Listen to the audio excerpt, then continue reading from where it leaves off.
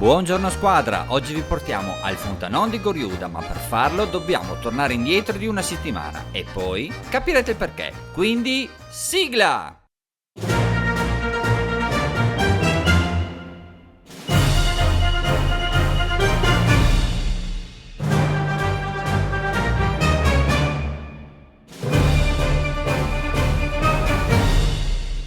Dall'11 al 14 di maggio la città di Udine è stata goliardicamente conquistata da oltre 85.000 penne nere per festeggiare la 94esima adunata degli alpini, un corpo unico nel suo genere che riesce a creare una magia bellicamente alcolica racchiudendo valori unici come amicizia, spirito di sacrificio e amore alla patria. I nostri valorosi hanno resistito a 4 giorni di continue piogge che però hanno ingrossato le sorgenti montane creando la situazione perfetta per ammirare il famoso Fontanon di Goriuda e da qui si parte. Parcheggiamo la macchina in prossimità della trattoria al Fontanon e da lì attraversando il prato adiacente possiamo già ammirare la prima cascata.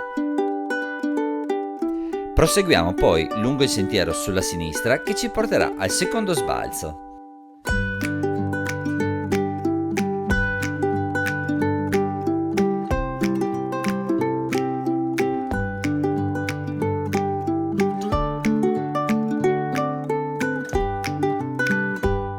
Il Fontanon nasce direttamente dal ventre della terra, in quel punto della Val Raccolana, in cui le nevi e le piogge del gruppo del Canin fuoriescono all'aperto dopo un viaggio sotterraneo di diversi chilometri.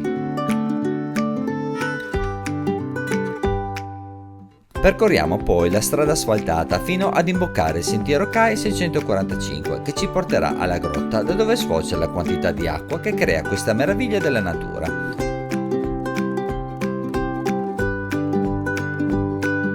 Lasciamo come tradizione il sassolino del sorriso per poi andare ad esplorare le vicine cascate del Calderon.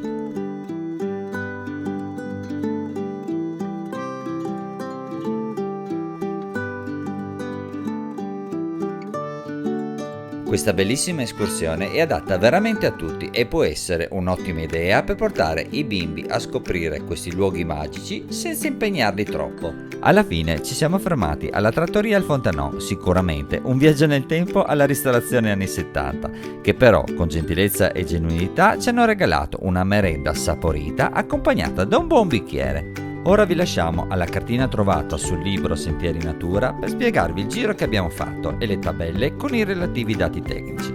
Vi ringraziamo per essere arrivati fino a qui, iscrivetevi al canale, zaino in spalla e alla prossima!